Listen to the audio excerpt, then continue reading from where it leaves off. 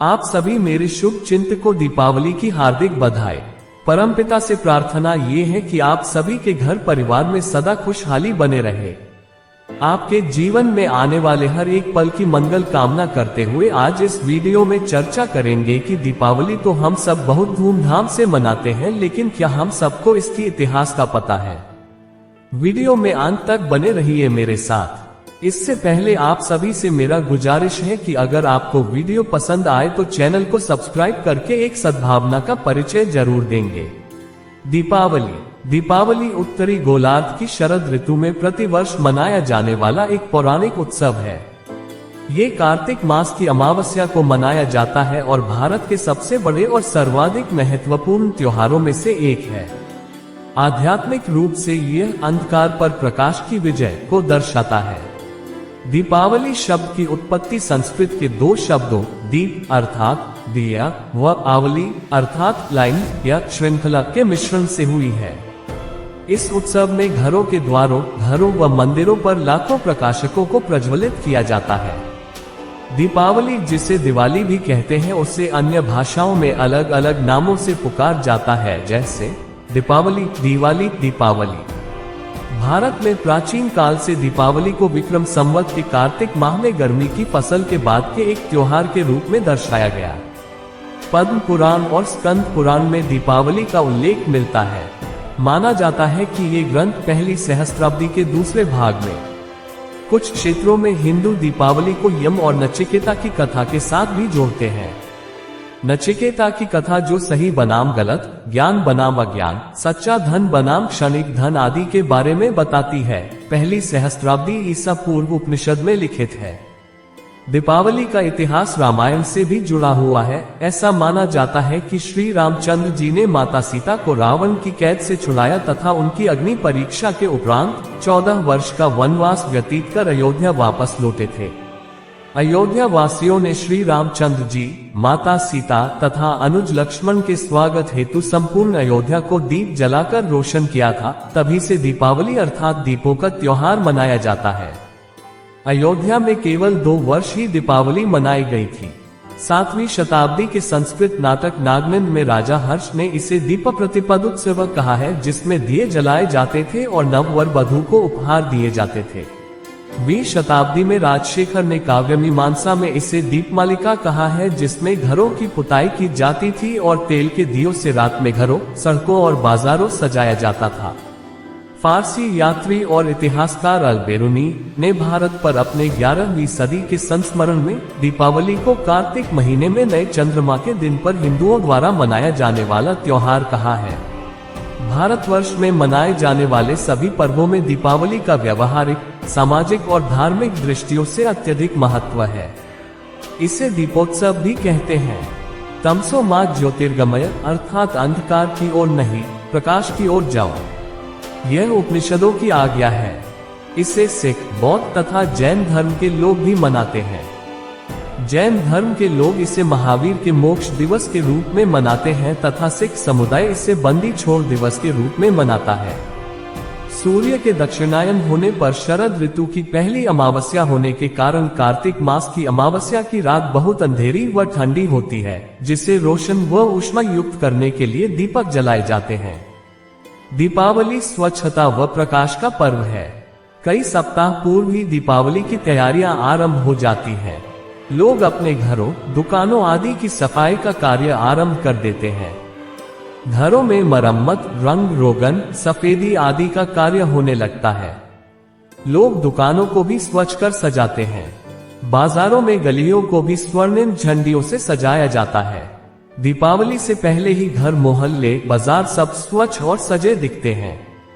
दीपावली के दिन Nepal, Bharat, Sri Lanka, Myanmar, Mauritius, Guyana, Trinidad और Tobago, Suriname, Malaysia, Singapore, Fiji, Pakistan और ऑस्ट्रेलिया की बाहरी सीमा पर क्रिसमस द्वीप पर एक सरकारी अवकाश होता है।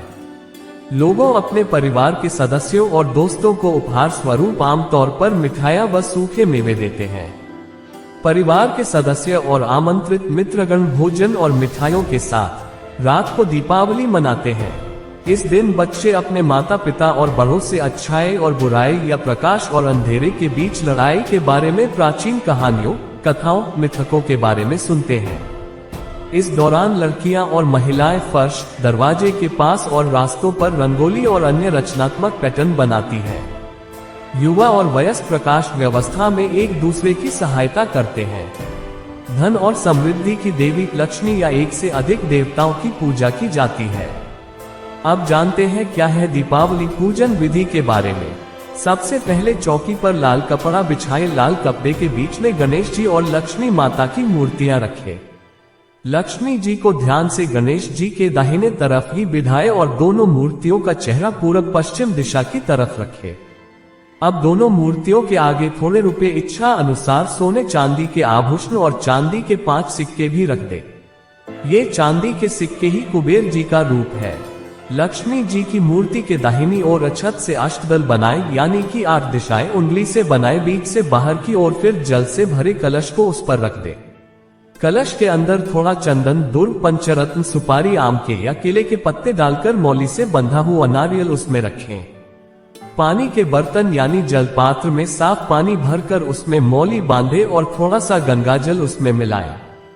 इसके बाद चौकी के सामने बाकी पूजा सामग्री की थालियां रखें। 2 बड़े दिए में देसी घी डालकर और 11 छोटे दिए में सरसों का तेल भर तैयार करके रखें। घर के सभी लोगों के बैठने के लिए चौकी के बगल आसन बना ले। ध्यान रखें ये सभी काम शुभ मुहूर्त शुरू होने से पहले ही करने होंगे।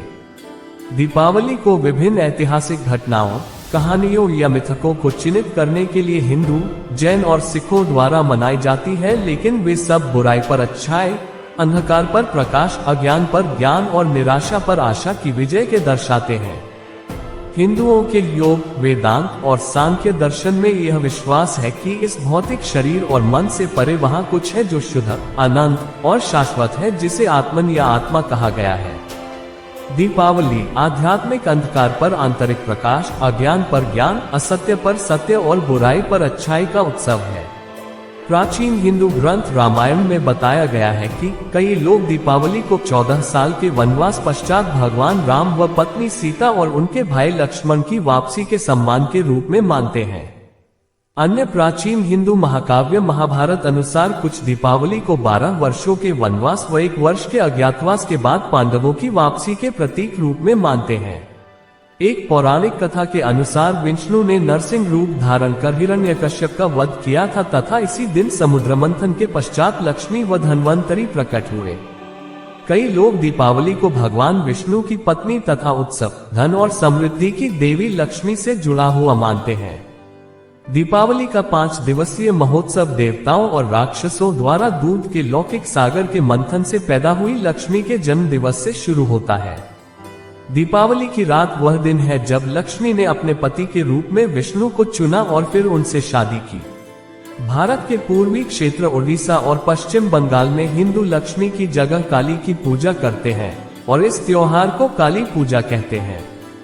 लक्ष्मी के साथ साथ भक्त बाधाओं को दूर करने के प्रतीक गणेश, संगीत, साहित्य की प्रतीक सरस्वती और धन प्रबंधक कुबेर को प्रसाद अर्पित करते हैं। कुछ दीपावली को विष्णु की वैकुंठ में वापसी के दिन के रूप में मनाते हैं। मान्यता है कि इस दिन लक्ष्मी प्रसन्न रहती है और जो लोग उस दिन उनकी पूजा करते हैं वे आगे के वर्ष के दौरान मानसिक, शारीरिक दुखों से दूर सुखी रहते हैं। मथुरा और उत्तर मध्य क्षेत्रों में इसे भगवान कृष्ण से जुड़ा मानते हैं। अन्य क्षेत्रों में गोवर्धन पूजा या अन्नकूट की दावत में कृष्ण के लिए 56 या 108 विभिन्न व्यंजनों का भोग लगाया जाता है और सांझे रूप से स्थानीय समुदाय द्वारा मनाया जाता है। कृष्ण भक्तिधारा के लोगों का मत है कि इस दिन भगवान श्री कृष्ण ने अत्याचारी राजा नरकासुर का वध किया था। इस नृशंस राक्षस के वध से जनता में अपार हर्ष फैल गया और प्रसन्नता से भरे लोगों ने घी के दिए जलाए। जैन मतावलंबियों के अनुसार 24वें तीर्थंकर महावीर स्वामी को इस दिन मोक्ष की प्राप्ति हुई थी। इसी दिन उनके प्रथम शिष्य गौतम गंधर्व को केवल ज्ञान प्राप्त हुआ था। सिखों के लिए भी दीपावली महत्वपूर्ण है क्योंकि इसी दिन ही अमृतसर में 1577 में स्वर्ण मंदिर का शिलान्यास हुआ था। और इसके अलावा 1619 में दीपावली के दिन सिखों के छठे गुरु हरगोबिंद सिंह जी को जेल से रिहा किया गया था। पंजाब में जन्मे स्वामी रामतीर्थ का जन्म व महाप्रयाण दोनों दीपावली के दिन ही हुआ। इन्होंने दीपावली के दिन गंगा तट पर स्नान करते समय ओम कहते हुए समाधि ले ली। दयानंद सरस्वती ने भारतीय संस्कृति के महान जननायक बनकर दीपावली के दिन अजमेर के निकट अवसान लिया। इन्होंने आर्य समाज की स्थापना की। दीन ए इलाही के प्रवर्तक मुगल सम्राट अकबर के शासनकाल में दौलत खाने के सामने 40 गज ऊंचे बांस पर एक बड़ा आकाशदीप दीपावली के दिन लटकाया जाता था। बादशाह जहांगीर भी दीपावली धूमधाम से मनाते थे। मुगल वंश के अंतिम सम्राट बहादुर शाह जफर दीपावली को त्योहार के रूप में मनाते थे और इस अवसर पर आयोजित कार्यक्रमों में वे भाग लेते थे। शाह आलम द्वितीय के समय में समूचे शाही महल को दीपों से सजाया जाता था एवं लाल किले में आयोजित कार्यक्रमों में हिंदू मुसलमान दोनों भाग लेते थे। आर्थिक गतिविधियों के संदर्भ में दीपावली पश्चिम में क्रिसमस के बराबर है। दीपावली नेपाल और भारत में सबसे बड़े शॉपिंग सीजन में से एक है। इस दौरान लोग कारें और सोने के गहने आदि महंगी वस्तुएं तथा स्वयं और अपने परिवारों के लिए कपड़े, उपहार, उपकरण, रसोई के बर्तन आदि खरीदते हैं। ये पर्व नए कपड़े, घर के सामान, उपहार, सोने और अन्य बड़ी खरीदारी का समय होता है। इस त्योहार पर खर्च और खरीद को शुभ माना जाता है क्योंकि लक्ष्मी को धन, समृद्धि और निवेश की देवी माना जाता है। दिवाली भारत में सोने और गहने की खरीद का सबसे बड़ा सीजन है।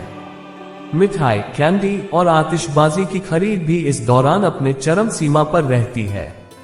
प्रत्येक वर्ष दीपावली के दौरान 5000 करोड़ रुपए के पटाखों आदि की खपत होती है। दीपावली को विशेष रूप से हिंदू, जैन और सिख समुदाय के साथ विशेष रूप से दुनिया भर में मनाया जाता है। ये Sri Lanka, Pakistan, Myanmar, Thailand, Malaysia, Singapore, Indonesia, Australia, New Zealand, Fiji, Mauritius, Kenya, Tanzania, दक्षिण अफ्रीका, गुयाना, सूरीनाम, त्रिनिदाद और टोबैगो, नीदरलैंड, कनाडा, ब्रिटेन शामिल संयुक्त अरब अमीरात और संयुक्त राज्य अमेरिका। भारतीय संस्कृति की समझ और भारतीय मूल के लोगों के वैश्विक प्रवास के कारण दीपावली मनाने वाले देशों की संख्या धीरे धीरे बढ़ रही है। कुछ देशों में ये भारतीय प्रवासियों द्वारा मुख्य रूप से मनाया जाता है, अन्य दूसरे स्थानों में ये सामान्य स्थानीय संस्कृति का हिस्सा बनता जा रहा है। दीपावली को त्योहार या स्वंती के रूप में जाना जाता है। ये भारत में दीपावली के साथ ही 5 दिन की अवधि तक मनाया जाता है, परंतु परंपराओं में भारत से भिन्नता पाई जाती है। पहले दिन काग त्योहार पर कोई को परमात्मा का दूत होने की मान्यता के कारण प्रसाद दिया जाता है। दूसरे दिन कुकुर त्योहार पर कुत्तों को अपनी ईमानदारी के लिए भोजन दिया जाता है। काग और कुकुर त्योहार के बाद गाय त्योहार और गोरू त्योहार में गाय और बैल को सजाया जाता है। तीसरे दिन लक्ष्मी पूजा की जाती है। इस नेपाल संवत अनुसार यह साल का आखिरी दिन है। इस दिन व्यापारी अपने सारे खातों को साफ कर उन्हें समाप्त कर देते हैं। लक्ष्मी पूजा से पहले मकान साफ किया और सजाया जाता है। लक्ष्मी पूजा के दिन तेल के दियों को दरवाजे और खिड़कियों के पास जलाया जाता है। चौथे दिन को नए वर्ष के रूप में मनाया जाता है। सांस्कृतिक जुलूस और अन्य समारोहों को भी इसी दिन मनाया जाता है। पांचवें और अंतिम दिन को भाई टीका या भाई दूज देखे भी कहा जाता। भाई बहनों से मिलते हैं, एक दूसरे को माला पहनाते व भलाई के लिए प्रार्थना करते हैं। माथे पर टीका लगाया जाता है। भाई अपनी बहनों को उपहार देते हैं और बहनें उन्हें भोजन करवाती हैं। दुनिया के अन्य प्रमुख त्योहारों के साथ ही दीपावली में भी आतिशबाजी की जाती है। दीपावली की रात को आतिशबाजी आसमान को रोशन कर देती है। आतिशबाजी को खुशियों को दिखाने का एक माध्यम भी माना जाता है, लेकिन इसके कारण पर्यावरण और स्वास्थ्य पर प्रभाव चिंता योग्य है। विद्वानों के अनुसार आतिशबाजी के दौरान इतना वायु प्रदूषण नहीं होता जितना आतिशबाजी के बाद, जो आतिशबाजी के पूर्व स्तर से करीब 4 गुना बदतर और सामान्य दिनों के औसत स्तर से 2 गुना बुरा पाया जाता है। इस अध्ययन की वजह से पता चलता है कि आतिशबाजी के बाद हवा में धूल के महीन कण PM 2.5 हवा में उपस्थित रहते हैं। ये प्रदूषण स्तर एक दिन के लिए रहता है और प्रदूषक सांद्रता 24 घंटे के बाद वास्तविक स्तर पर लौटने लगती है। दीपावली की आतिशबाजी के दौरान भारत में जलने की चोटों में वृद्धि पाई गई है। अनार नामक एक आतिशबाजी को 65% चोटों का कारण पाया गया है। अधिकांशतः वयस्क इसका शिकार होते हैं। प्रिय मित्रों, आती दीपावली के बारे में छोटी सी प्रस्तुति। वीडियो में मुझसे कोई त्रुटि हुई तो नीचे कमेंट में जरूर बताना।